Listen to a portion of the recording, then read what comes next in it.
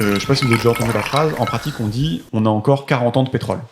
Mais ça fait 40 ans qu'on le dit. Non, mais bon, voilà. Donc, si on estime qu'on a des estimations qui sont précises, Georges, tu peux montrer le graphique. En gros, c'est un graphique qui va de 1930 jusqu'à 2005, et où on voit en gros la production de pétrole qui a eu lieu, qui monte très fortement jusqu'au premier choc pétrolier, donc jusqu'en 74, et qui après se stabilise à peu près. Okay. Et donc après, là, il trace qu'est-ce qui se passe du coup après, dans le futur, quand on dit il reste 40 ans de pétrole. Souvent, ce qu'on imagine, c'est que ça va continuer à augmenter pendant 40 ans. D'accord ? C'est-à-dire qu'il ne va pas y avoir de contraction économique, on va continuer à avoir notre croissance pendant 40 ans. En pratique, c'est pas ça qui va se passer. C'est pas ça qui va se passer. Quand on dit il reste encore 40 ans de pétrole, c'est plutôt la figure juste après, Georges, où en gros, dans le futur, le pétrole arrête d'augmenter, il reste constant, et au bout de 40 ans, il n'y en a plus du tout. Okay ? Mais ça, c'est pas ce qui va se passer. En pratique, c'est encore le grave d'après, c'est que le pétrole, on va en avoir pour beaucoup plus que 40 ans, sauf qu'il va devenir de plus en plus difficile à extraire, et donc on va réussir à en extraire de moins en moins au cours des années. Et donc, du coup, on a une courbe qui est en bosse, c'est-à-dire que on va finir par arriver à un pic de pétrole, et après, on va savoir en extraire de moins en moins. Et donc ça, si on fait le lien avec ce qu'il y avait au début, moins d'extraction de pétrole, du coup, décroissance. Tout le débat aujourd'hui, il est de savoir à quel moment va arriver ce pic-là. Exactement. Et là, les gens sont pas du tout d'accord. Il y a des mecs qui prédisent dans 50 ans, il y a des mecs qui disent qu'on l'a déjà passé. Ah ouais, dans 50 ans ? Non. Franchement, t'entends vraiment tout et n'importe quoi. Tu sens que c'est un truc qui est très dur à... Je pense que 50 ans, ils ont fumé, parce que déjà, depuis 74, c'est quand même plutôt stable. Et en 2008, on a épuisé le pétrole conventionnel, donc maintenant, c'est des trucs chelous. Je suis d'accord, je dis juste l'échelle qui existe. ça me paraît aussi bizarre. Mais... Qu'en pensent les Séoudiens ? Bon, après, je me suis fait un petit tableau. Mais il n'y a pas de tableau dans le livre. Il n'y a pas de tableau dans le livre, mais moi, je l'ai fait. Ah ouais, fait maison. T'as souligné des trucs ? Non. Mais il a mis des couleurs. J'ai mis des couleurs, c'est assez joli. Je vous conseille de regarder la vidéo et pas d'écouter le MP3. C'est vraiment beaucoup plus joli en vidéo. Et donc, en gros, qu'est-ce que ça dit ? Ça dit que de 1850 à 2014, on a émis 1400 milliards de CO2. Et lui, ce qu'il dit, c'est qu'on a le droit d'en dépenser jusqu'en 2100 la moitié. Donc la moitié de 1400, c'est 700 milliards. Donc on a le droit de dépenser 700 milliards de tonnes de CO2. Pour quel objectif ? Pour 2 degrés. C'est pour 2 degrés. Pour 2 degrés jusqu'à 2100 ? Voilà. Et donc, comment on fait pour dépenser 700 milliards ? Si on dépense... donc 700 milliards, c'est l'équivalent de 170 milliards de tonnes équivalent pétrole de charbon.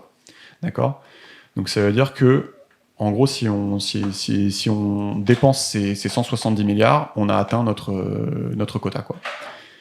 Sachant que il reste 430 milliards de tonnes équivalent pétrole charbon. D'accord ? Donc si on dépense tout le charbon, on est hardcore dans la merde. Est-ce que c'est à peu près clair déjà ce raisonnement-là ? C'est pas facile à décrire. Non, c'est clair. D'accord ? Donc c'est-à-dire que si tu dépenses tout le charbon sur Terre, t'es hardcore dans la merde. Bon. Qu'en est-il de l'essence ? L'essence, le pétrole, on a le droit d'en dépenser 230 milliards si on veut atteindre notre budget de CO2 de 700 milliards. Et ça, lui, il dit, il y en a 240 milliards de dispo, donc l'un dans l'autre, si tu fais que dépenser du pétrole, ça va bien se passer. Et ensuite, il parle du gaz, où le gaz, pour dépenser tout le budget, il faudrait en dépenser 300 milliards de tonnes équivalent pétrole. Et il n'y en a que 170 milliards qui sont dispo. Donc le gaz, si tu veux dépenser que du gaz, tu peux y aller, globalement. Et après, la dernière colonne te dit, qu'est-ce qui se passe si tu dépenses tout ? Donc tout ton charbon, tout ton pétrole et tout ton gaz. Et du coup, tu n'as plus 700 milliards de CO2 qui est émis, mais tu en as 3000 milliards, et là, tu es très, très, très, très dans la merde. Okay. Ouais, ça c'est intéressant pour les gens qui n'ont pas le tableau en face. Ouais, vas-y un peu. Ouais, en gros, c'est de dire que si on veut rester sous l'objectif de 2 degrés de réchauffement, il faut émettre maximum 700 milliards de CO2 700 milliards de tonnes de CO2 entre 2014 et 2100, enfin, on va dire jusqu'à 2100. Et en gros, si on consomme tous les hydrocarbures disponibles, qui est ce qu'on fait aujourd'hui, genre dès qu'on chope des hydrocarbures divers et variés, que ce soit charbon, pétrole ou gaz, on les utilise parce que c'est vachement rentable et ça favorise la croissance. Et donc en gros, si on fait ça, on va émettre 3000 milliards de tonnes de CO2 plutôt que 700 milliards. Et là, c'est l'apocalypse.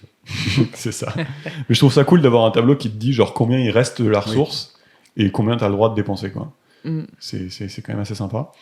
Et un autre truc qu'il explique qui est hyper contre-intuitif, c'est qu'il dit, du coup, pour tenir les 2 degrés jusqu'en 2100, en gros, si tu fais son analogie énergie égale croissance, en gros, il faut moins 4% par an de croissance. En gros, c'est ce qu'il y a eu pendant le confinement. Il reprend souvent ce chiffre. D'accord. Ce qu'il y a eu pendant le confinement, en fait, il faudrait l'organiser, le planifier et avoir ça pendant... pendant 100 80 ans. Que ça devienne la norme. Ouais. Alors que là, pendant le confinement, il y a eu 4 mois, on est en panique, c'est la fin du monde. Donc si tu es conforme 2 degrés, c'est que tu as eu moins 4% de croissance, de décroissance. Ça, c'est ouf aussi. Ouais. C'est-à-dire qu'à l'échelle du monde, on est d'accord. Donc c'est-à-dire qu'il faudrait une récession permanente de 4% tous les ans jusqu'à 2100 si on veut rester sous l'objectif de 2 degrés, si on veut pas un dérèglement climatique majeur. Exactement. Mais du coup, en gros, c'est la seule solution, quoi.